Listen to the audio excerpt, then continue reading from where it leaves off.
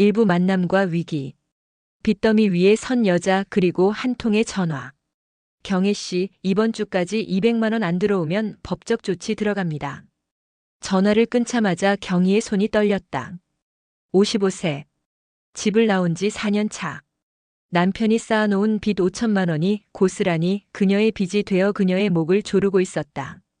새벽 5시 편의점, 낮 12시 식당 설거지, 저녁 7시 빌딩 청소.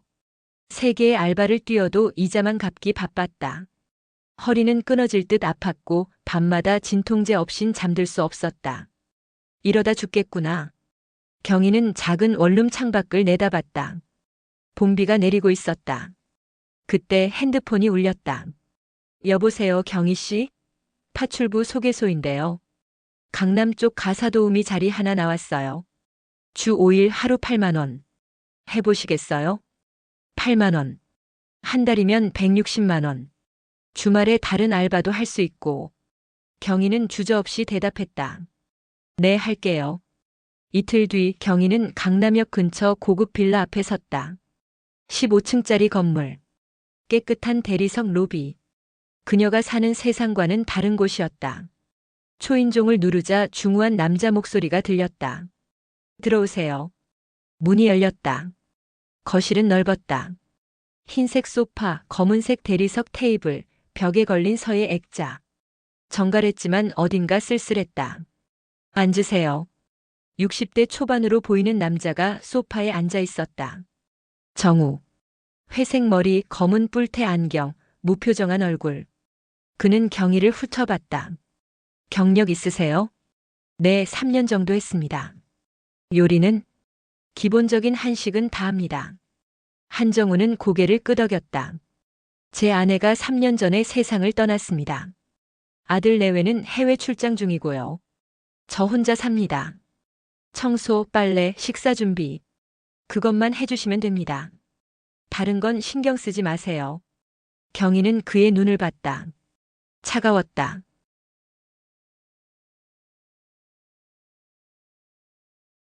아니, 차갑다기보단 텅 비어 있었다. 알겠습니다. 내일부터 출근하세요. 면접은 5분 만에 끝났다. 다음 날 아침 8시. 경희는 열쇠를 받아 집에 들어갔다. 정우는 이미 나가고 없었다. 그녀는 청소를 시작했다. 거실, 주방, 화장실. 모든 게 깨끗하고 깔끔했다. 이렇게 깨끗한데 왜 가사도우미가 필요하지? 경희는 냉장고를 열었다. 생수, 우유, 김치 한 통. 그게 전부였다. 식사를 안 하시나? 그녀는 주방 쓰레기통을 봤다. 편의점 도시락 용기가 가득했다. 혼자 이렇게 드시네. 경희는 마트에 가서 장을 봤다. 된장찌개 재료, 생선, 시금치. 그녀가 가장 자신 있는 메뉴들이었다. 저녁 6시 정우가 돌아왔다. 식사 준비해뒀습니다. 경희가 말했다. 정우는 식탁을 봤다. 된장찌개, 고등어구이, 시금치 무침, 밥. 부탁한 적 없는데요. 계약에 식사 준비도 있었잖아요. 정우는 아무 말 없이 앉아서 숟가락을 들었다. 한 입, 두 입. 그는 표정 없이 먹었다. 잘 먹었습니다. 그게 전부였다.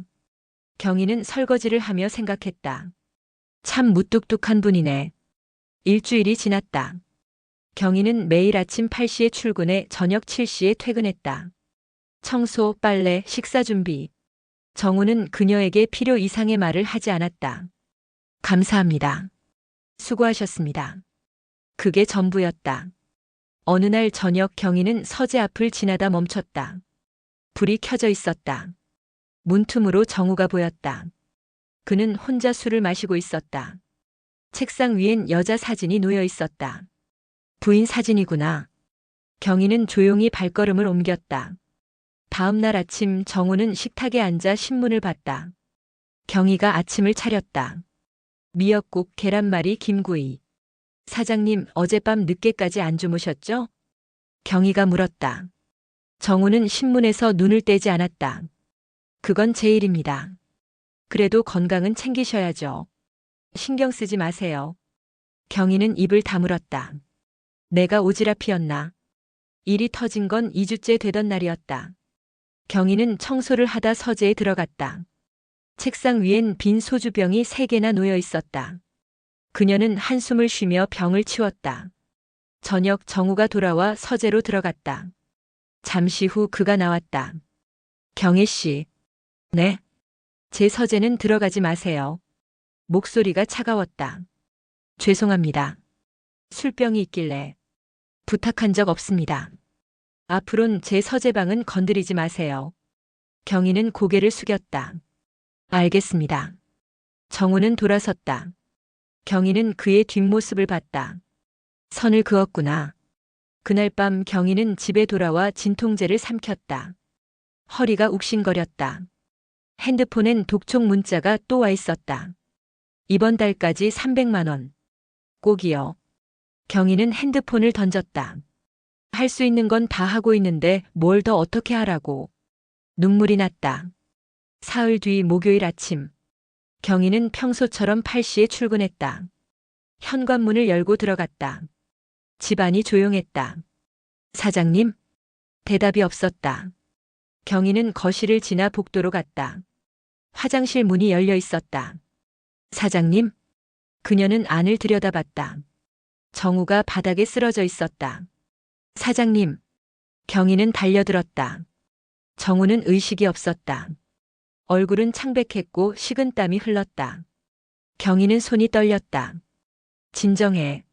진정해. 그녀는 핸드폰을 꺼내 119를 눌렀다. 여보세요. 사람이 쓰러졌어요. 의식이 없어요. 네, 숨은 쉬고 있어요. 주소는? 경희는 정우의 맥을 짚었다. 약했다. 그녀는 그의 머리를 살짝 들어 옆으로 눕혔다. 구토가 나올 수 있었다. 5분 뒤 구급대원이 도착했다. 보호자세요? 아니요, 가사도우미인데 제가 발견했어요. 가족 연락처 아세요? 아들이 해외에 있는데. 일단 병원으로 모셔야 합니다. 같이 가주세요. 경희는 고개를 끄덕였다. 응급실 담당 의사가 나왔다. 급성 저혈당 쇼크입니다. 식사를 제대로 안 하셨나 봐요. 당뇨 있으셨죠? 경희는 몰랐다. 제가 가사도우미라서 잘 모르겠습니다. 보호자 연락 좀 해주세요. 경희는 정우의 핸드폰을 찾았다. 아들 번호를 눌렀다. 여보세요? 저 아버님 가사도우미입니다. 아버님이 쓰러지셔서 지금 병원에 계세요. 뭐라고요? 급성 저혈당 쇼크래요. 지금 응급실이고. 지금 당장 못 가요. 프랑스에 있어요. 제 아내한테 연락하세요. 전화가 끊겼다. 경희는 며느리에게 전화했다. 똑같은 대답이 돌아왔다. 죄송한데 저희 지금 파리 출장 중이에요. 다음 주에나 들어가요. 일단 좀 봐주세요. 경희는 전화를 끊고 한숨을 쉬었다. 나보고 어쩌라고. 하지만 그녀는 병실로 들어갔다. 정우는 링거를 맞으며 누워 있었다. 눈을 감고 있었다. 경희는 의자에 앉아 그를 봤다. 아들 내외가 있어도 혼자 외롭게 사셨구나. 정말로. 밤 11시. 정우가 눈을 떴다. 천장을 봤다. 희미한 병실 조명. 병원 기계음의 낮은 소리. 깨어나셨어요? 경희가 다가왔다. 정우는 그녀를 봤다. 경희 씨? 네. 제가 발견했어요. 화장실에서 쓰러져 계셨어요. 정우는 천천히 몸을 일으켰다. 폐를 끼쳤네요. 괜찮아요. 다행히 크게 다친 데는 없대요. 당뇨 있으셨죠? 정우는 고개를 끄덕였다. 식사를 거르셨나 봐요. 저혈당 쇼크래요. 그랬군요. 정우는 창밖을 봤다. 어둠뿐이었다. 아들 내외한테 연락했어요. 다음 주에나 온대요. 그럴 줄 알았습니다. 정우는 쓴웃음을 지었다. 경희는 그의 표정을 봤다. 처음으로 인간적인 표정이었다. 배고프시죠? 제가 죽 사올게요. 아니요, 괜찮습니다. 환자가 이래라 저래라 참견하지 마세요. 경희는 일어나 병실을 나갔다. 정우는 그녀의 뒷모습을 봤다. 왜 저렇게까지?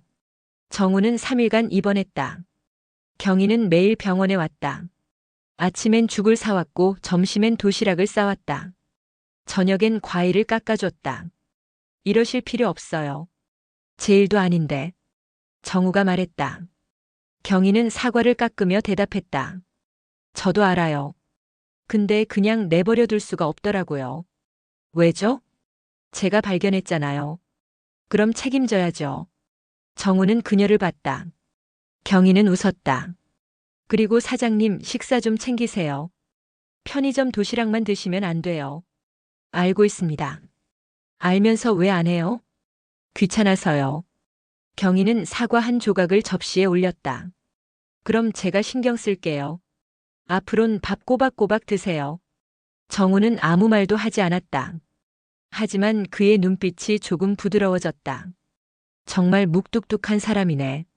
퇴원날 경희는 정우를 집까지 데려다 줬다. 이제 괜찮으세요? 네, 덕분에. 정우는 소파에 앉았다. 경희는 주방으로 가서 냉장고를 열었다. 장을 봐온 재료들이 가득했다. 오늘은 미역국 끓여드릴게요. 몸에 좋아요. 경희 씨. 정우가 불렀다. 경희는 돌아봤다. 네.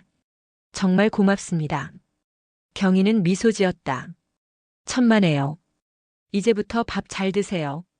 노력하겠습니다. 경희는 다시 주방으로 갔다. 정우는 그녀의 뒷모습을 봤다. 이 집에 오랜만에 사람 냄새가 나네. 3년 만에 처음 느끼는 온기였다. 일주일 후, 경희는 평소처럼 출근했다. 정우는 식탁에 앉아 아침을 먹고 있었다. 그녀가 만든 된장찌개였다. 맛있어요. 정우가 말했다. 경희는 놀랐다. 네. 음식. 맛있습니다. 감사합니다. 경희는 웃었다. 정우도 살짝 웃었다. 처음 보는 표정이었다. 그때 경희의 핸드폰이 울렸다. 화면엔 채권자라고 떴다. 경희는 핸드폰을 꺼버렸다. 급한 전화 아니에요? 정우가 물었다. 경희는 고개를 저었다. 아니요, 괜찮아요. 하지만 그녀의 손은 떨리고 있었다. 정우는 그걸 놓치지 않았다. 무슨 일이 있구나. 그날 저녁, 경희는 집에 돌아와 쓰러지듯 침대에 누웠다. 핸드폰엔 15통의 부재중 전화가 와 있었다. 모두 채권자였다. 이번 주까지 500만 원. 안 되면 법원 갑니다. 경희는 핸드폰을 던졌다. 눈물이 쏟아졌다. 더 이상 어떻게 해? 3개 알바 뛰는데도 모자라. 그녀는 통장을 봤다. 잔액 12만 원. 이번 주 월세도 밀렸다. 이러다 쫓겨나겠네. 경희는 눈을 감았다. 허리가 너무 아팠다. 진통제를 먹어도 소용없었다. 그냥 이대로 죽어버릴까. 그때 핸드폰이 울렸다. 정우였다. 경희 씨, 내일 출근 가능하세요? 네, 왜요? 아들 내외가 잠깐 들른대요. 식사 준비 좀 부탁드립니다.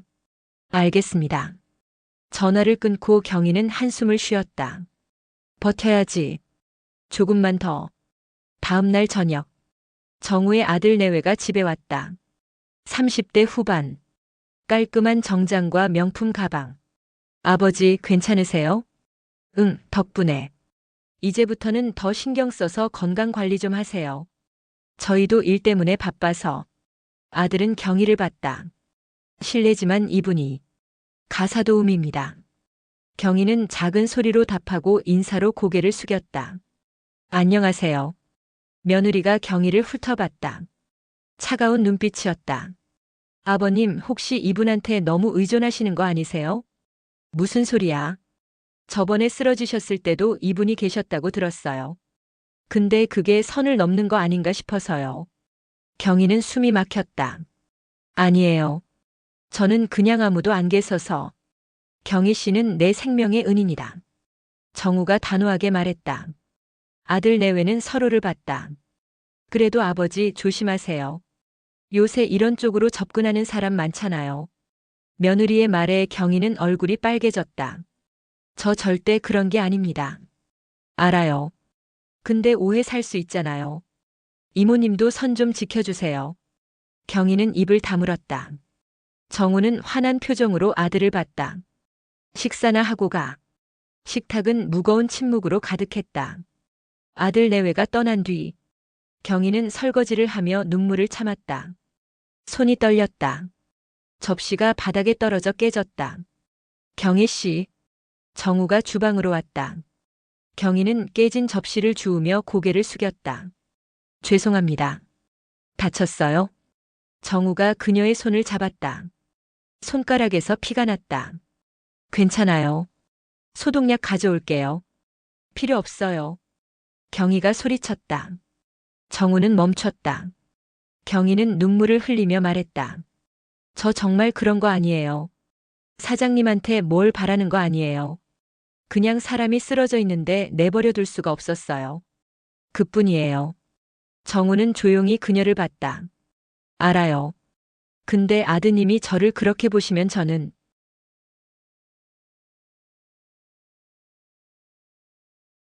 경희는 더 이상 말을 잇지 못했다. 정우는 소독약을 가져와 그녀의 손을 닦아줬다. 신경 쓰지 마세요. 애들이 오해한 겁니다. 하지만 경희 씨는 잘못한 게 없어요. 경희는 고개를 숙였다. 나는 잘못한 게 없는데 왜 이렇게 초라하지?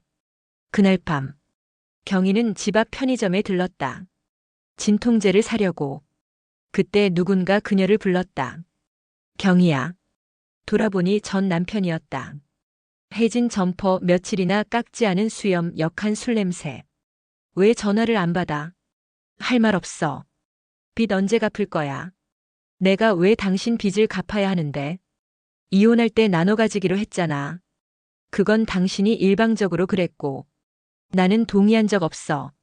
전 남편은 경희의 팔을 잡았다.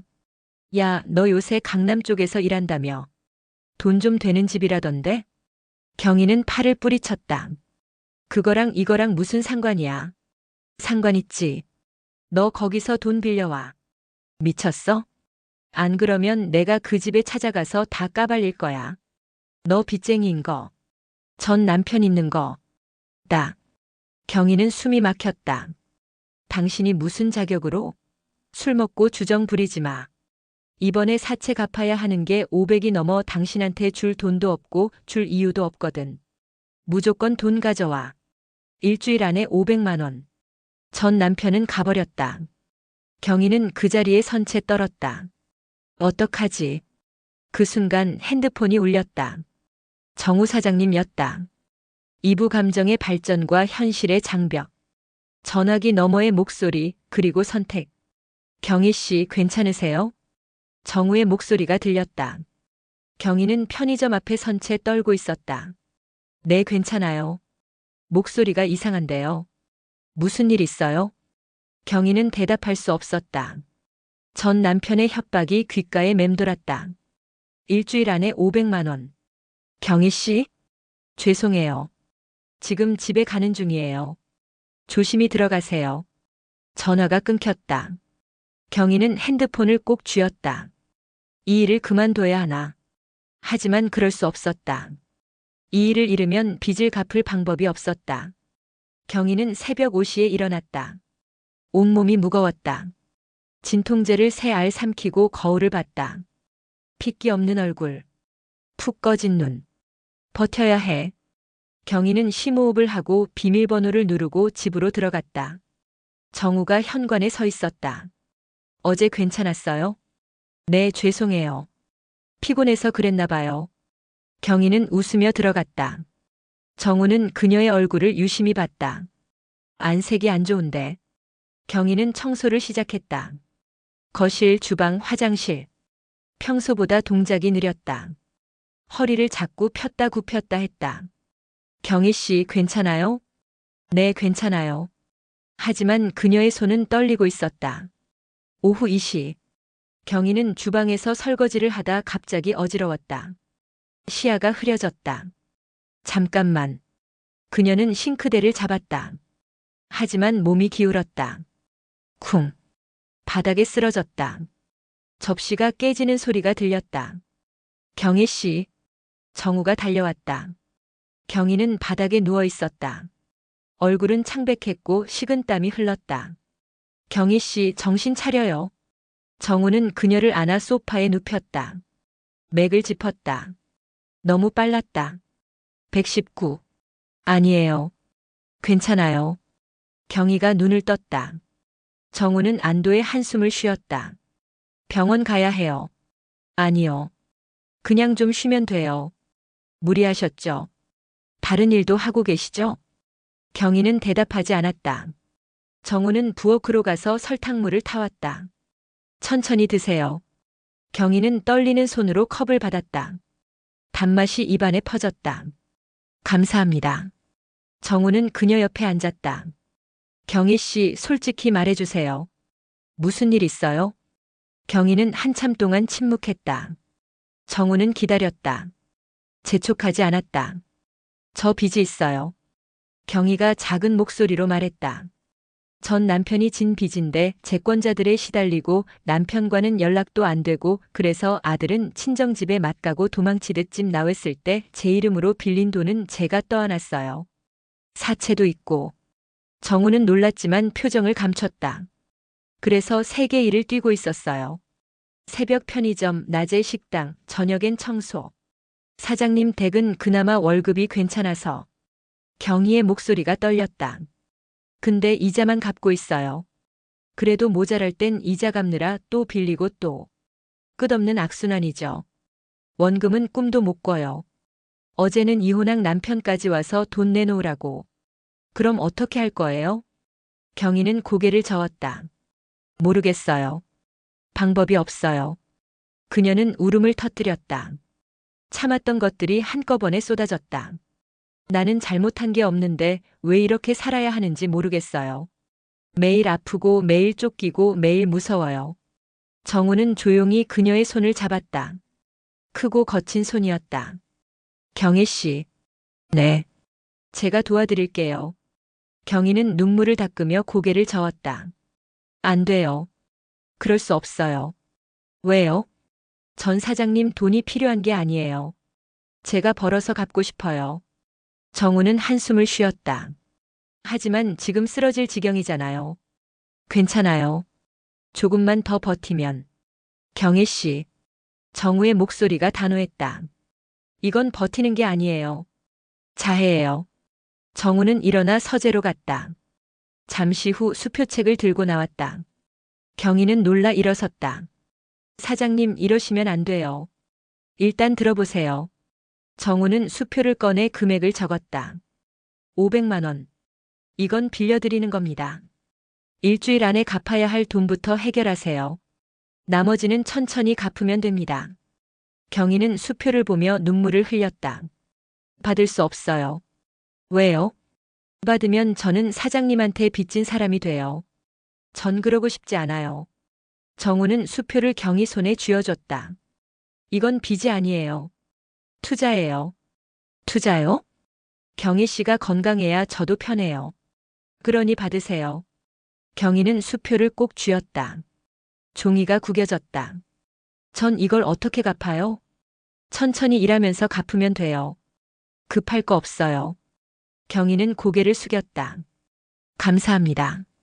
정말 감사합니다. 정우는 그녀의 어깨를 두드렸다. 이제 다른 일들은 그만두세요. 여기 일만 하세요. 하지만 그럼 돈이. 제가 월급을 올려드리겠습니다. 경희는 고개를 들었다. 너무 부담되는데요. 경희 씨는 그만한 가치가 있어요. 일주일 후. 경희는 채권자에게 500만 원을 입금했다. 전화가 왔다. 이번엔 제때 넣으셨네요. 다음엔 언제 주실 거예요? 천천히 갚겠습니다. 좋아요. 근데 이자는 계속 붙어요. 전화가 끊겼다. 경희는 한숨을 쉬었다. 그래도 일단은 숨통이 트였어. 경희는 다른 알바를 그만뒀다. 이제 정우의 집에만 출근했다. 하루 8시간. 주 5일. 몸이 편해졌다. 허리 통증도 줄었다. 밤에 잠도 잘 왔다. 정우도 달라졌다. 이전처럼 무뚝뚝하지 않았다. 가끔 농담도 했고 식사 후엔 잘 먹었습니다라고 꼭 말했다. 경희 씨, 오늘 날씨 좋네요. 그러게요. 햇살이 따뜻해요. 경희 씨 잠깐 앞마당 산책이라도 하세요. 일만 하시면 힘드시잖아요. 쉬엄쉬엄 하세요. 사장님은요? 저는 서재에서 책 좀 읽을게요. 경희는 미소 지었다. 이 집이 편해졌네. 어느 날 저녁, 경희는 김치찌개를 끓이고 있었다. 냄비에서 김이 모락모락 올라왔다. 매콤한 냄새가 집안을 가득 채웠다. 와, 좋은 냄새네요. 정우가 주방으로 왔다. 경희는 국자로 국물을 떠서 맛을 봤다. 조금만 더 끓이면 돼요. 제가 좋아하는 음식이에요. 그래요? 다행이네요. 정우는 냄비를 들여다봤다. 아내가 해주던 맛이에요. 경희는 멈칫했다. 정우는 쓸쓸하게 웃었다. 3년 전에 세상을 떠났어요. 암이었죠. 죄송해요. 제가 괜히. 아니에요. 좋은 기억이에요. 정우는 식탁에 앉았다. 경희는 김치찌개를 그릇에 담아냈다. 맛있게 드세요. 정우는 한 숟가락 떠서 입에 넣었다. 눈을 감았다. 정말 똑같네요. 그런가요? 고맙습니다. 오랜만에 이런 맛을 먹어봐요. 경희는 마주 앉아 밥을 먹었다. 두 사람은 말없이 식사를 했다. 따뜻한 침묵이었다. 식사 후 두 사람은 거실에 앉았다. 정우는 차를 내왔다. 녹차였다. 김이 모락모락 올라왔다. 경희 씨, 이혼은 언제 하셨어요? 4년 전이요. 아, 저랑 비슷하네요. 경희는 찻잔을 들었다. 따뜻했다. 전 남편은 사업을 했어요. 처음엔 잘 됐는데 나중엔 빚만 잔뜩 지고 결국 도망갔어요. 자식은 없으세요? 아들 하나 있는데 연락 가끔 해요. 지금 제 상황이 너무 안 좋다 보니 엄마 노릇도 제대로 못하고. 경희는 쓸쓸하게 웃었다. 전 혼자예요. 완전히. 정우는 고개를 끄덕였다. 저도요. 아들 내외는 바빠서 1년에 한두 번 봐요. 명절에도 안 와요. 외로우시겠어요? 외롭죠. 근데 익숙해졌어요. 정우는 차를 한 모금 마셨다. 경희 씨가 오기 전엔 정말 혼자였어요. 말하는 것도 귀찮았고 그냥 시간이 지나가길 기다렸어요. 경희는 그를 봤다. 지금은요? 지금은 조금 나아졌어요. 집에 사람 냄새가 나니까. 경희는 미소 지었다. 저도 그래요. 여기 오면 마음이 편해요. 두 사람은 창밖을 봤다. 밤이 깊어가고 있었다. 며칠 후, 경희는 평소처럼 출근했다. 현관을 열자 집안이 어두웠다. 사장님, 불이 켜졌다. 식탁 위에 케이크가 놓여 있었다. 작은 촛불이 켜져 있었다. 생일 축하합니다. 정우가 말했다. 경희는 눈이 커졌다. 어떻게 하셨어요? 지난번에 주민등록증 복사할 때 봤어요. 경희는 눈물이 날 것 같았다. 생일을 챙겨준 사람은 10년 만이었다. 고마워요. 정말 고마워요. 소원 빌고 촛불 끄세요. 경희는 눈을 감았다. 소원을 빌었다. 이 순간이 계속되길. 그리고 촛불을 껐다. 정우는 박수를 쳤다. 케이크 먹어요. 경희는 케이크를 잘라 정우에게 건넸다. 같이 드세요. 두 사람은 마주 앉아 케이크를 먹었다. 달콤했다. 경희는 이 순간을 오래 기억하고 싶었다. 일주일 후, 정우의 아들이 갑자기 집에 왔다. 저녁 7시였다. 아버지 계세요? 경희는 깜짝 놀랐다. 정우는 서재에서 나왔다. 왜 갑자기? 그냥 들렀어요. 아들은 거실을 둘러봤다. 식탁 위엔 저녁 식사가 차려져 있었다. 두 사람 몫이었다. 같이 드시는 거예요? 응, 혼자 먹기 심심해서. 아들은 경희를 봤다. 차가운 눈빛이었다. 이모님 실례지만 잠깐 얘기 좀 할 수 있을까요? 경희는 당황했다. 네. 아들은 현관으로 갔다. 경희가 따라갔다. 아들은 문을 닫고 낮은 목소리로 말했다. 이모님, 우리 아버지한테 무슨 생각 있으세요? 네. 저번에도 느꼈는데 선을 좀 지켜주셨으면 해요. 아버지는 외로우시니까 의지하실 수 있는데 그걸 이용하시면 안 되죠. 경희는 얼굴이 빨개졌다. 저는 그런 생각 없어요. 그럼 왜 같이 밥을 드세요? 가사도우미가 주인이랑 같이 밥 먹어요? 사장님이 청하셔서. 그래서 더 문제죠. 아버지가 정신을 못 차리시는 거예요. 이모님이 정신 차리셔야죠. 경희는 입을 다물었다. 아들은 현관문을 열고 나갔다. 생각해 보세요. 전 아버지가 이용당하는 거 못 봐요. 문이 닫혔다. 경희는 그 자리에 멈춰 섰다. 경희는 거실로 돌아갔다. 정우는 식탁에 앉아 있었다. 무슨 얘기했어요? 아무것도 아니에요. 경혜 씨. 사장님, 저 이제 같이 식사하지 말아요. 정우는 놀랐다. 왜요? 오해 살 수 있잖아요. 아드님 말이 맞아요. 전 가사도우미예요. 선을 지켜야 해요. 무슨 선이요? 우린 밥 먹는 건데. 그래도 안 돼요. 경희는 앞치마를 벗었다. 저 먼저 들어갈게요. 내일 봬요. 경희 씨. 정우가 불렀지만 경희는 돌아보지 않았다. 현관문이 닫혔다. 정우는 혼자 남았다. 식탁 위엔 차가워지는 음식만 남았다. 다음 날부터 경희는 달라졌다. 말을 줄였다. 필요한 말만 했다. 청소, 빨래, 식사 준비. 일만 하고 떠났다. 정우는 그녀를 불렀다. 경희 씨, 점심 같이 먹어요. 저 먼저 먹었어요. 차라도. 바빠요. 청소 끝내야 해요.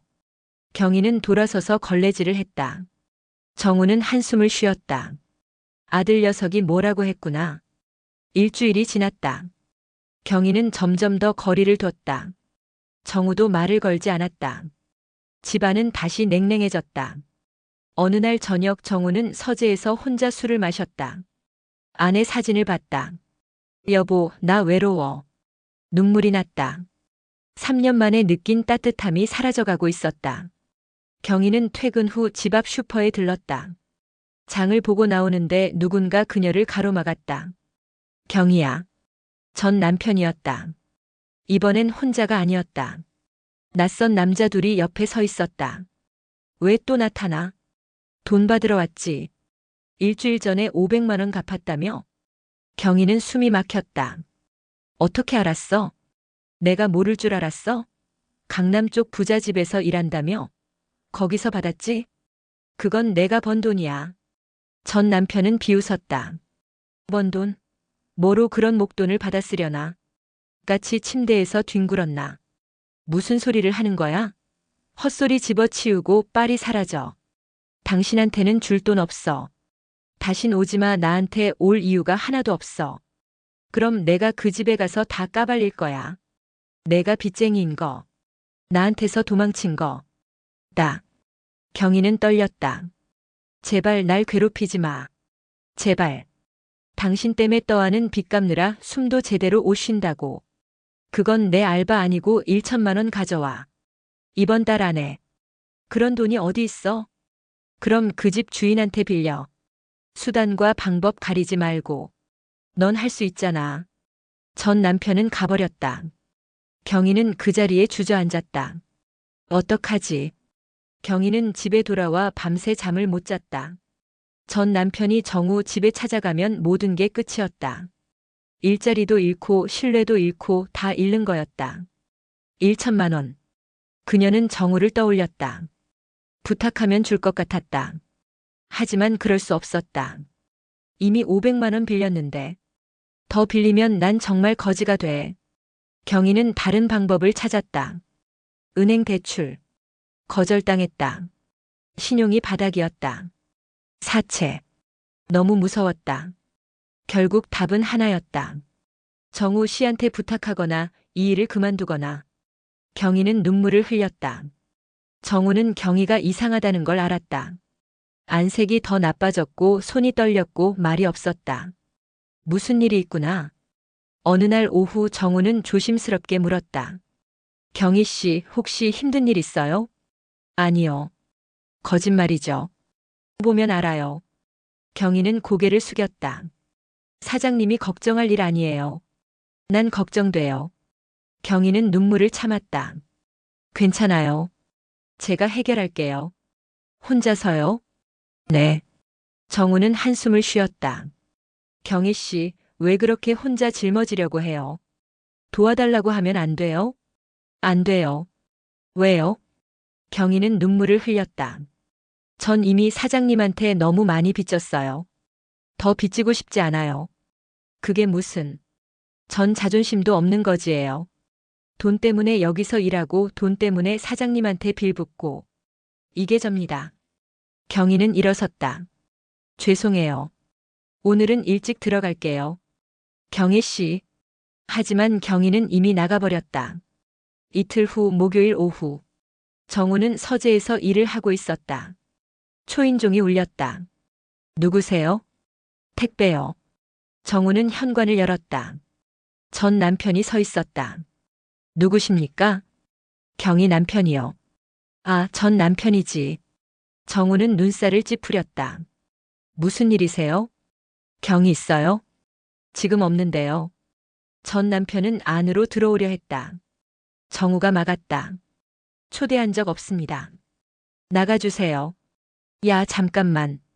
당신이 경희한테 돈 빌려줬다며? 정우는 놀랐지만 표정을 감췄다. 그건 경혜 씨 개인 일입니다. 개인 일? 웃기네. 경혜 빚이 얼만지 알아요? 5천만 원. 그리고 나한테 줄 돈도 있지.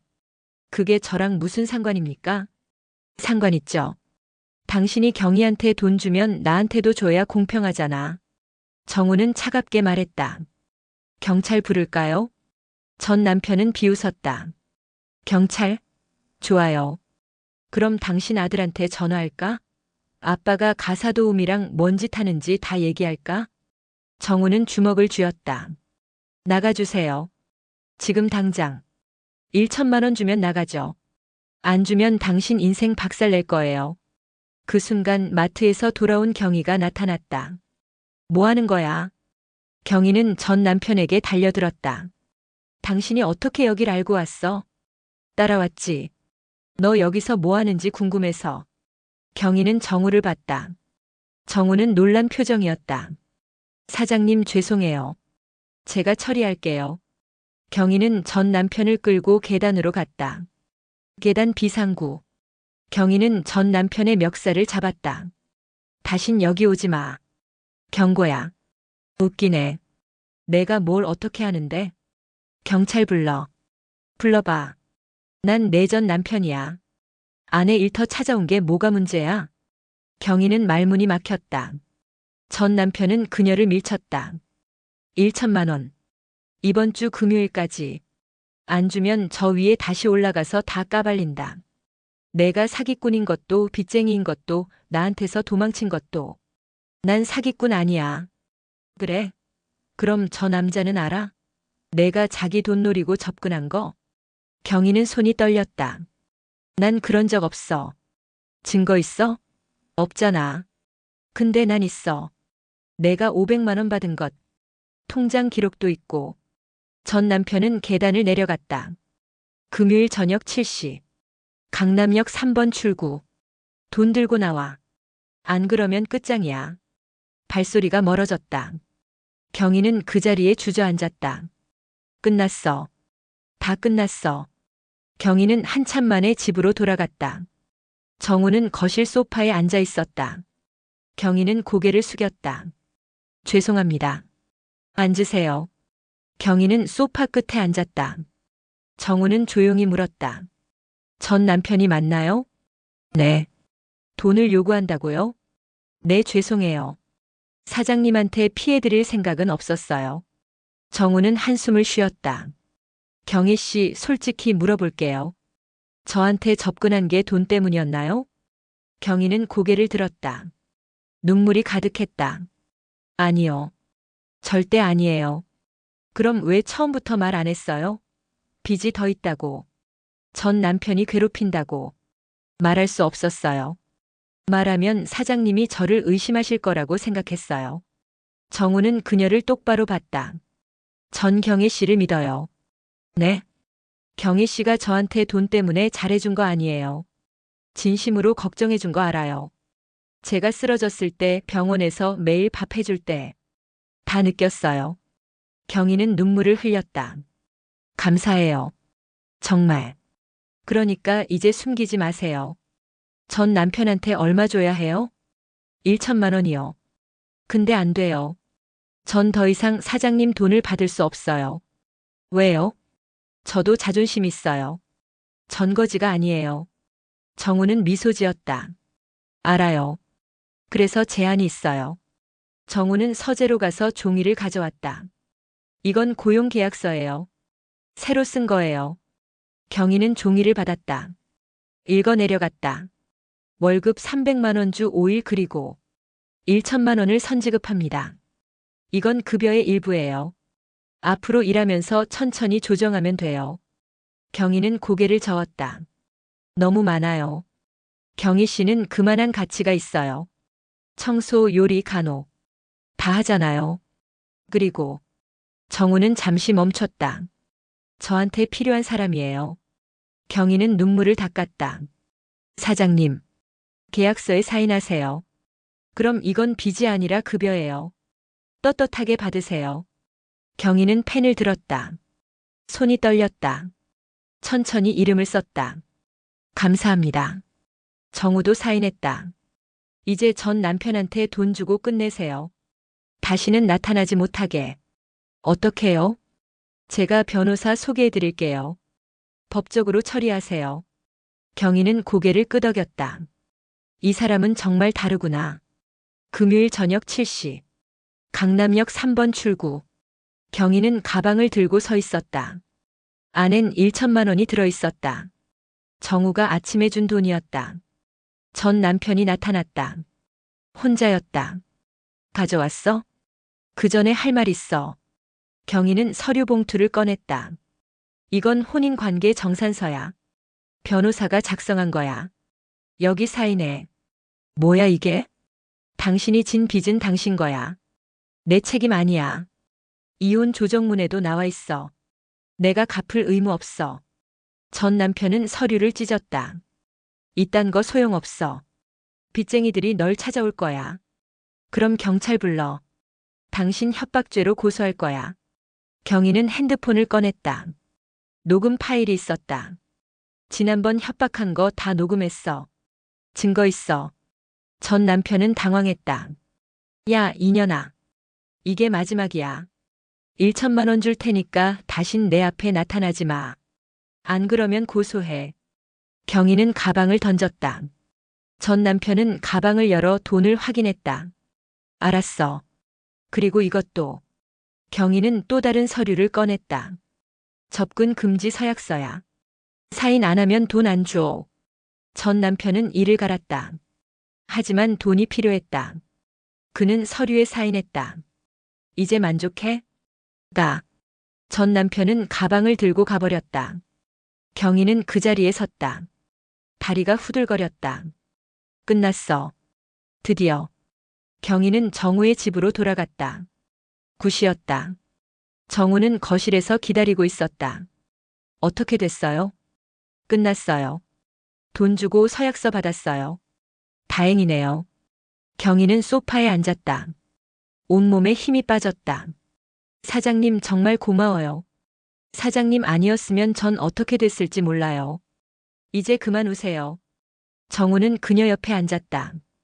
경희는 그의 어깨에 머리를 기댔다. 정우는 놀랐지만 밀어내지 않았다. 사장님, 전 사장님이 저의 상황을 이해하시고 편의를 봐주셔서 뭐라 감사 인사를 드려야 할지 모르겠어요. 정우는 숨을 멈췄다. 경희 씨, 미안해요. 이러면 안 되는데. 근데 참을 수가 없어요. 사장님은 제게 너무 좋은 사람이에요. 정우는 그녀의 손을 잡았다. 저도요. 경희 씨가 좋아요. 경희는 고개를 들었다. 두 사람의 눈이 마주쳤다. 근데 우린 안 돼요. 왜요?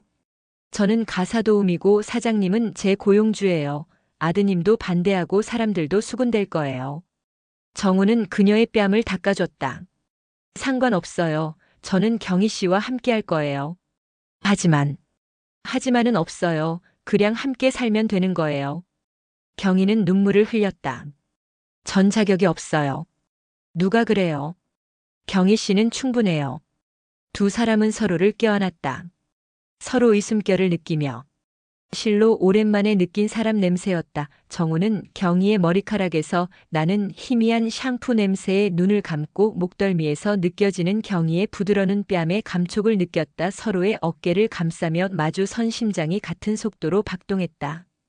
터질 듯 가까운 숨결, 멈춘 듯한 공기 속에 불안과 열망이 동시에 피어났다. 그러나 두 사람의 깊이 감추고 눌려왔던 떨림이 그들을 더 깊이 끌어안았다. 서로를 품에 안긴 순간 세상은 조용히 흐려졌다. 서로의 오랜 외로움이 녹아내렸다. 일주일 후, 경희는 정우와 함께 아침을 먹고 있었다. 편안한 시간이었다. 그때 초인종이 울렸다. 정우의 아들이었다. 아버지.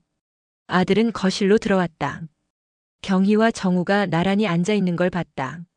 뭐 하시는 거예요? 식사 중이야. 아버지, 정신 차리세요. 저 여자가 아버지 돈 노리고 접근한 거예요.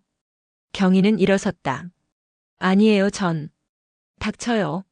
아버지한테 얼마 받았어요? 1천만 원? 2천만 원? 정우가 자리에서 일어났다. 그만해. 아버지, 정신 못 차리시는 거예요? 어머니 돌아가신 지 겨우 3년밖에 안 됐어요. 그래서 3년 동안 혼자 살았어. 너희는 한 번도 안 왔잖아. 아들은 말문이 막혔다. 그건 저희도 바빠서. 바빠서? 명절에도 안 오면서 바빠. 그래도 이건 아니잖아요. 가사도우미랑 연애를 하시게요? 정우는 단호하게 말했다. 연애가 아니야. 난 경혜 씨와 함께 살 거야. 아들은 비웃었다. 같이 산다고요? 아버지 미쳤어요? 제 친구들한테 뭐라고 말해요? 우리 아버지가 가사도우미랑 산다고. 그게 뭐가 문제야? 창피하잖아요. 정우는 차갑게 말했다. 넌 내 인생에 관심 없었어. 지금 와서 참견하지 마. 아버지, 나가. 네? 나가라고. 다신 오지 마. 아들은 믿을 수 없다는 표정이었다. 하지만 정우는 단호했다. 아들은 문을 박차고 나갔다. 아들이 떠난 뒤 경희는 소파에 앉아 울었다. 쟤 때문에 아드님이랑 싸우셨어요. 괜찮아요. 괜찮지 않아요. 전 이래선 안 돼요. 경희는 일어섰다. 저 그만둘게요. 정우는 그녀의 손을 잡았다. 안 돼요. 사장님, 전 사장님 인생을 망치고 싶지 않아요. 아드님 말이 맞아요. 우린 어울리지 않아요. 경혜 씨, 전 그냥 빚쟁이에요. 가진 것도 없고 배운 것도 없고. 사장님은 저보다 훨씬 나은 사람을 만날 수 있어요. 정우는 그녀를 끌어안았다. 하지만은 없어요. 가면 안 돼요. 경희는 그의 품에서 울었다. 전 무서워요. 사장님이 나중에 후회할까봐. 후회 안 해요. 약속할게요. 정우는 그녀를 산산이 부술 듯 끌어안았다. 뼈가 으스러질 것 같은 숨막히는 포옹이었다. 그 둘은 서로의 몸에 틈이 없도록 파고들었다. 마치 두 사람이 하나의 그림자로 녹아들려는 것처럼. 등 뒤로 느껴지는 정우의 단단한 팔이 경희를 놓아주지 않겠다는 강력한 선언 같았다. 사흘 후, 경희는 청소를 하고 있었다. 초인종이 울렸다. 정우의 며느리였다. 아버님 계세요? 출근하셨어요. 며느리는 안으로 들어왔다. 가방에서 서류를 꺼냈다. 이모님, 이거 보세요. 뭐예요? 이모님 신용 조회 결과요. 빚이 4천만 원이나 되네요. 그리고 전 남편 관련 소송 기록도 있고. 경희는 얼굴이 빨개졌다. 그건 어떻게? 제가 알아봤어요. 이모님, 솔직히 말씀하세요. 아버님한테 돈 얼마 받았어요? 전. 거짓말하지 마세요. 제가 다 알아요. 1,500만 원 받았죠? 통장 기록 확인했어요. 경희는 입을 다물었다. 며느리는 차갑게 말했다. 이모님, 이건 사기예요. 법적으로 문제될 수 있어요. 전 사기 안 쳤어요. 그럼 뭐예요? 가사도우미가 고용주한테 1,500만 원을 받는 게 정상이에요? 그건. 이모님, 우리 조용히 끝냅시다.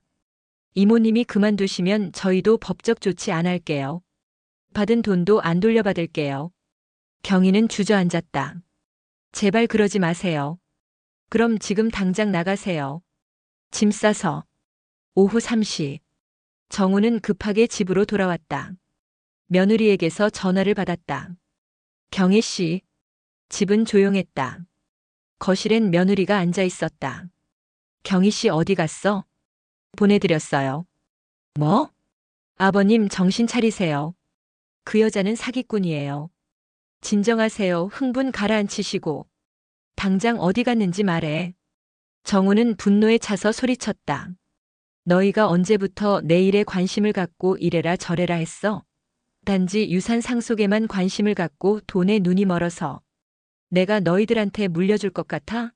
한 푼도 주지 않을 거다 지금까지 해준 것도 당연하게 생각하고 마치 내가 가진 모든 게 니들 것이냥 생각하고 생색내고 다녔잖아.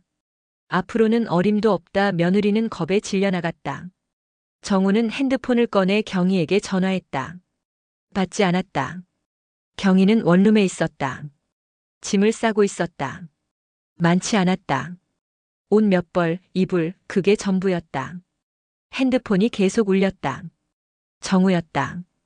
경희는 전화를 끊었다. 이게 맞아. 사장님을 위해서. 핸드폰을 껐다. 정우는 경희를 찾아다녔다. 원룸. 비어 있었다. 이웃에게 물었다. 경희 씨 어디 갔는지 아세요? 짐 싸서 나갔어요. 어디로 갔는진 몰라요. 정우는 경희가 다니던 편의점, 식당, 청소업체를 다 찾아갔다. 아무도 몰랐다. 밤 10시. 정우는 강남역 앞에 섰다. 사람들이 지나갔다. 하지만 경희는 없었다.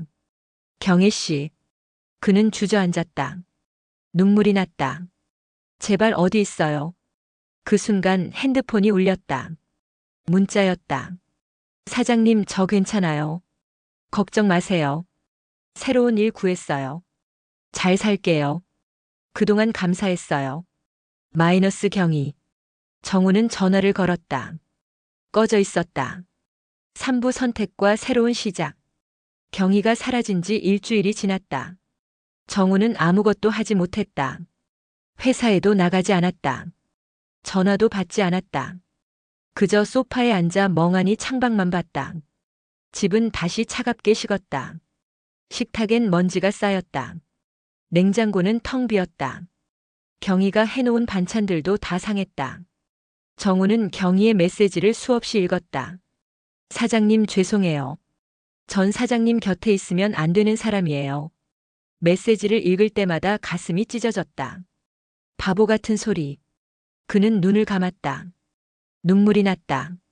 경희 씨는 잘못한 게 없는데. 열흘째 되는 날. 아들이 다시 찾아왔다. 정우는 문을 열어주지 않았다. 아들은 비밀번호를 눌러 들어왔다. 아버지. 거실은 엉망이었다. 정우는 소파에 누워 있었다. 머리는 헝클어졌고 수염은 덥수룩했다. 아버지, 이게 무슨 꼴이에요? 나가. 아버지, 정신 차리세요. 그 여자 때문에 이러시는 거예요? 정우는 일어나 아들을 봤다. 눈빛이 차가웠다. 그 여자라고 부르지 마. 경희 씨야. 경희 씨든 뭐든 이미 떠났잖아요. 끝난 거예요. 내가 쫓아낸 거잖아. 아들은 말문이 막혔다. 전 아버지를 위해서. 나를 위해서? 내가 언제 날 위한 적 있어? 정우는 아들에게 다가갔다. 넌 어머니가 아플 때도 안 왔어. 돌아가실 때도 일주일 만에 왔지.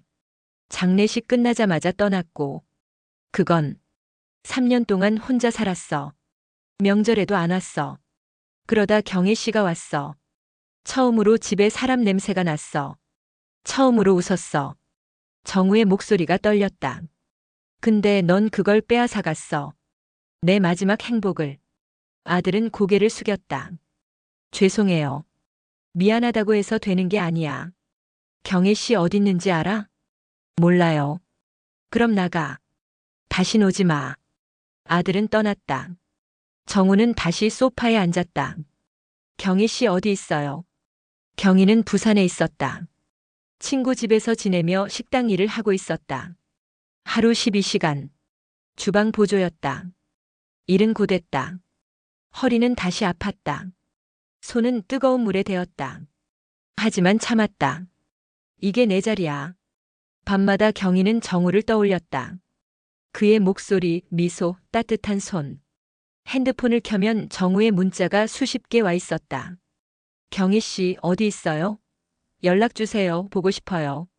경희는 눈물을 닦으며 핸드폰을 껐다. 사장님 미안해요. 이게 맞아요. 하지만 가슴은 너무 아팠다. 한 달이 지났다. 경희는 친구 집 거실에 앉아 있었다. 친구가 커피를 내왔다. 경희야, 언제까지 이럴 거야? 뭐가? 그 남자. 아직도 생각하고 있잖아. 경희는 대답하지 않았다. 친구는 한숨을 쉬었다. 좋아하면 돌아가. 왜 혼자 고생해? 안 돼. 나 때문에 그분이 아들이랑 싸웠어. 며느리한테 사기꾼 취급받았고. 그게 내 잘못이야? 내가 빚쟁이잖아. 가진 것도 없고. 친구는 경희의 손을 잡았다. 경희야, 너 평생 혼자 살 거야? 사랑하는 사람 생겼는데 왜 포기해? 난 자격이 없어. 누가 그래? 그 며느리, 아들. 친구는 단호하게 말했다.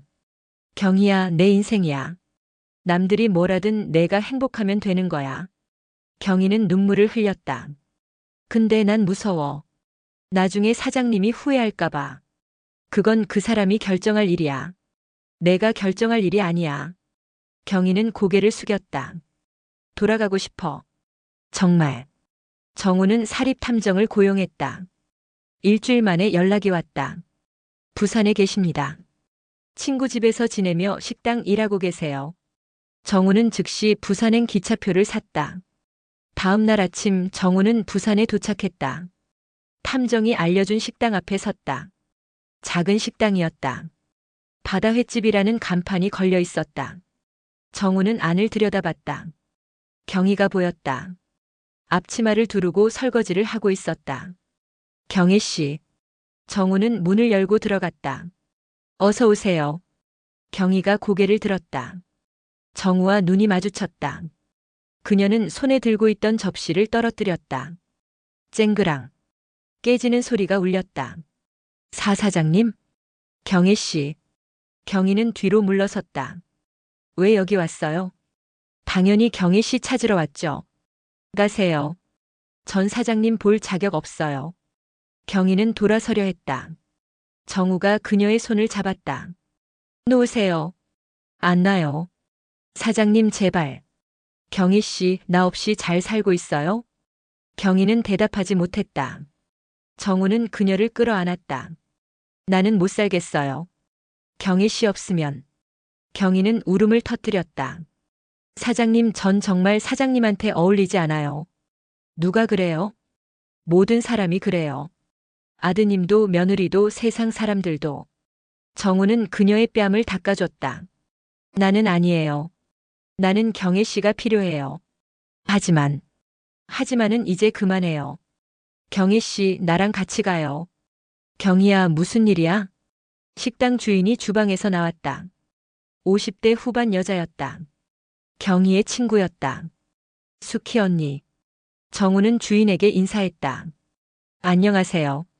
저는 한정우입니다.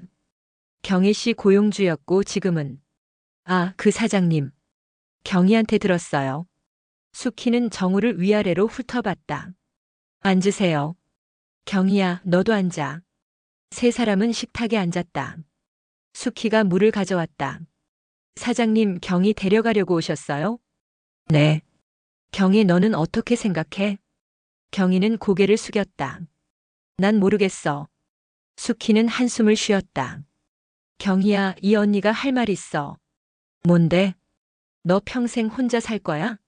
남편한테 배신당하고 아들도 거의 남이 되다시피 잘 만나지도 못하고 빚에 시달리고 이제 좋아하는 사람 생겼는데 또 도망쳐? 언니. 경희야, 넌 자격 있어. 충분히 있어. 누가 뭐래도 너는 좋은 사람이야. 수키는 정우를 봤다. 사장님, 우리 경희 부탁해요. 힘들게 살았어요. 이제 좀 행복하게 살았으면 좋겠어요. 정우는 고개를 끄덕였다.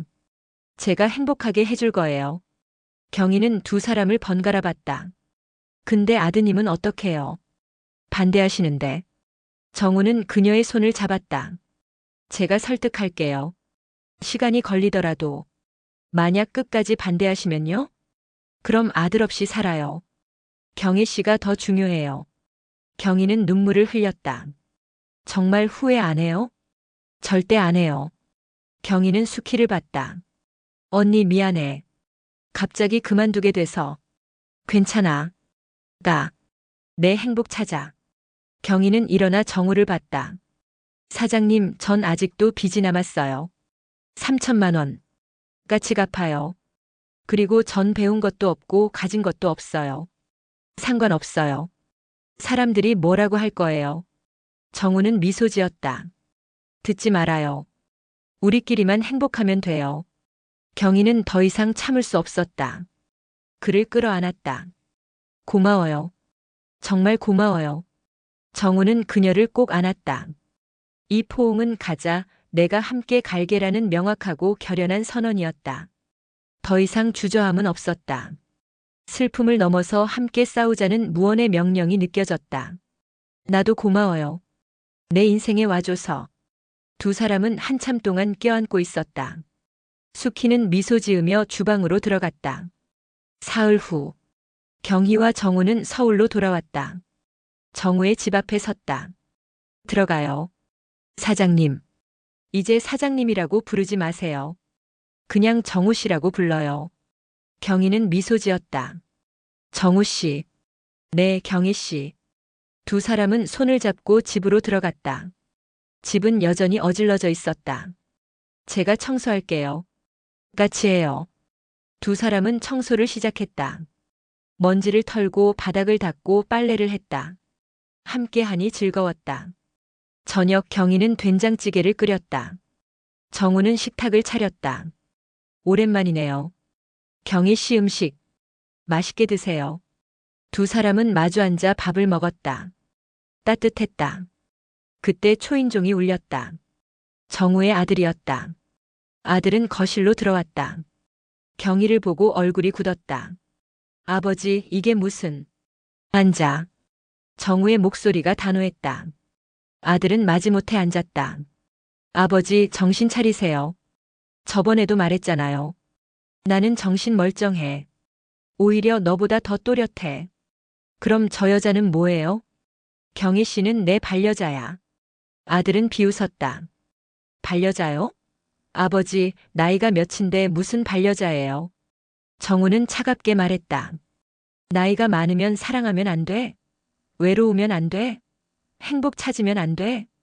그런 게 아니라. 그럼 뭐야? 내가 나를 챙겨줬어? 어머니 돌아가신 후 한 번이라도 와서 밥 같이 먹었어? 아들은 말문이 막혔다. 전 바빴어요. 바쁜 건 알아. 근데 3년 동안 바쁠 수가 있어? 정우는 경희의 손을 잡았다. 경희 씨는 매일 와서 밥 해줬어. 청소해줬어. 말 들어줬어. 내가 쓰러졌을 때 살려줬어. 그건 돈 받고 한 일이잖아요. 경희가 일어섰다. 아니에요.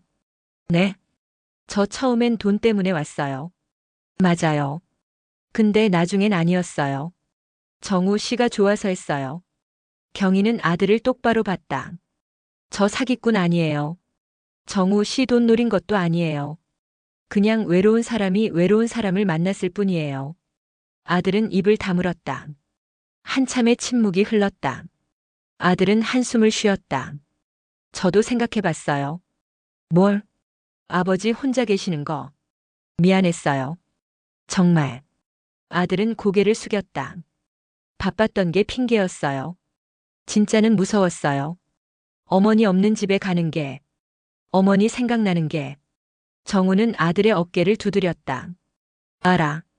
근데 아버지는 매일 거기 계셨잖아요. 훨씬 더 힘드셨을 텐데. 제가 이기적이었어요. 아들은 경희를 봤다.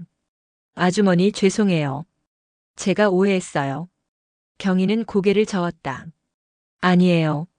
저도 이해해요. 아버지 걱정하신 거잖아요. 아들은 잠시 고민하다 입을 열었다. 한 가지만 부탁드릴게요. 뭔데? 시간을 주세요.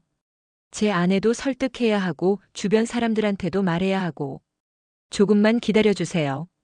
정우는 고개를 끄덕였다. 알았다. 그리고 아주머니. 네. 아버지 부탁드려요. 잘 모셔주세요. 경희는 눈물을 닦았다. 그럴게요. 일주일 후. 며느리가 찾아왔다. 이번엔 혼자였다. 아버님, 경희 이모님. 두 사람은 거실에 앉았다. 며느리는 가방에서 서류를 꺼냈다. 이건 제가 조사한 거예요. 경희는 긴장했다. 또 신용 조회 결과일까? 하지만 서류는 달랐다. 빚 정리 플랜이에요. 경희 이모님 빚 3천만 원을 5년간 분할 상환하는 계획이에요. 이자 면제 협상도 해놨어요. 경희는 놀라 서류를 봤다. 이게 제가 법률사무소 통해서 채권자들이랑 협상했어요. 이모님 상황 설명하고 성실히 갚을 테니 이자 깎아달라고. 며느리는 경희를 봤다. 이모님, 저 정말 죄송해요. 제가 오해했어요. 사기꾼 취급해서 정말 미안해요. 경희는 눈물을 흘렸다. 아니에요. 괜찮아요. 아니에요. 제가 잘못했어요. 이모님이 아버님한테 얼마나 잘해드렸는지 남편한테 들었어요. 며느리는 정우를 봤다. 아버님, 제가 반대했던 건 아버님이 또 상처받으실까봐 걱정해서였어요. 근데 제가 오히려 상처를 드렸네요. 정우는 고개를 끄덕였다. 이제 알았으면 됐다. 며느리는 두 사람을 번갈아 봤다. 두 분 행복하세요. 저희가 응원할게요. 6개월이 지났다. 경희는 정우와 함께 은행에 갔다. 마지막 빚 상환일이었다. 3천만 원 완납하시는 거죠? 네. 경희는 통장을 내밀었다. 창구 직원이 처리했다. 완납되셨습니다. 축하드려요. 경희는 영수증을 받아들었다. 손이 떨렸다. 끝났어. 드디어. 밖으로 나오자 햇살이 따뜻했다. 경희는 하늘을 봤다. 구름 한 점 없었다. 경희 씨. 네. 이제 자유예요. 경희는 울음을 터뜨렸다. 정우는 그녀를 안았다. 이제 우리 행복하게 살아요. 두 사람은 손을 잡고 걸었다. 봄바람이 불었다. 1년 후. 경희와 정우는 작은 가게를 열었다. 경정 도시락이라는 이름이었다. 경희가 만든 도시락을 파는 가게였다. 정우는 배달을 담당했다. 어서 오세요. 손님들이 들어왔다. 단골들이었다. 오늘 반찬 뭐예요? 된장찌개, 고등어구이, 시금치 무침이요. 그럼 2개 주세요. 경희는 정성스럽게 도시락을 쌌다. 정우는 계산을 했다. 감사합니다. 또 오세요. 손님들이 나갔다. 경희는 정우를 봤다. 잘 되네요. 우리 가게. 당연하죠. 경희 씨 손맛이 최고니까. 경희는 웃었다.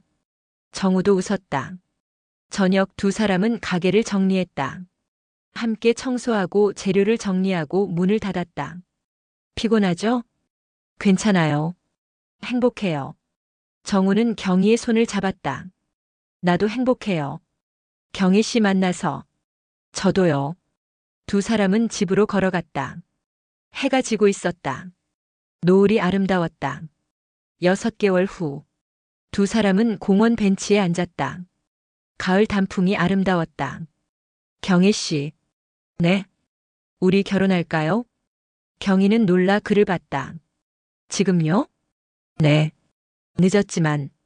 우린 이미 부부 같은데요. 그래도 정식으로 하고 싶어요. 경희 씨를 내 아내로. 경희는 눈물을 흘렸다. 좋아요. 결혼해요. 정우는 주머니에서 반지를 꺼냈다. 작고 소박한 반지였다. 이거 받아주실래요? 정우는 경희의 손가락에 반지를 끼웠다. 경희는 반지를 봤다. 햇살에 반짝였다. 예쁘다. 경희 씨가 더 예뻐요. 두 사람은 키스했다. 마치 보물을 다루듯 조심스럽게 입술을 포겠다. 서두르지 않고 상대의 존재를 온전히 확인하듯이. 키스의 시작은 부드러웠으나 이내 온몸의 긴장이 풀리며 서로에게 깊숙이 가라앉는 느낌이었다. 한 손은 그녀의 부드러운 뺨을 감싸고 다른 한 손은 놓치지 않겠다는 듯 등허리를 조심스레 끌어안았다. 키스는 오래도록 이어졌다. 마치 이대로 시간이 멈춰도 좋다는 듯이, 세상의 모든 소음이 사라진 듯이. 키스하는 동안은 고통스러울 만큼 감정을 억누르는 동시에 모든 것을 내어주는 황홀한 해방감을 느꼈다. 단풍잎이 떨어졌다. 한 달 후, 경희와 정우는 작은 결혼식을 올렸다. 가게 앞마당에서 했다. 하객은 30명. 가족, 친구, 단골 손님들이었다. 경희는 흰색 원피스를 입었다. 화려하지 않았지만 단정했다. 정우는 검은색 정장을 입었다. 신랑 신부 입장합니다. 두 사람은 손을 잡고 걸었다. 손주가 꽃을 뿌렸다. 할머니 예뻐요. 고마워, 우리 손주. 주례는 없었다. 대신 아들이 축사를 했다. 아버지, 경희 어머니. 축하드립니다. 처음엔 반대했습니다. 죄송합니다. 하지만 지금은 압니다. 두 분이 얼마나 잘 어울리는지, 두 분이 얼마나 행복한지. 오래오래 건강하세요. 사랑합니다. 경희와 정우는 눈물을 흘렸다. 경희와 정우는 오랜 시간 함께했다. 어느 봄날 정우가 먼저 세상을 떠났다. 편안한 죽음이었다. 경희의 손을 잡고 웃으며 떠났다. 경희 씨, 함께해서 행복했어요. 사랑해요. 저도 사랑해요. 그게 마지막 말이었다. 경희는 1년 후 정우를 따라갔다. 같은 봄날이었다. 여보, 기다렸어요? 그녀는 웃으며 눈을 감았다. 장례식에 많은 사람이 왔다. 가족, 친구, 사회 봉사 활동하며 만난 사람들. 그들이 남긴 건 돈도 명예도 아니었다. 희망이었다. 나이가 들어도 사랑할 수 있다. 힘들어도 다시 시작할 수 있다. 포기하지 않으면 행복해질 수 있다. 그 메시지는 많은 사람들의 가슴에 남았다. 그리고 지금도 계속 전해지고 있다.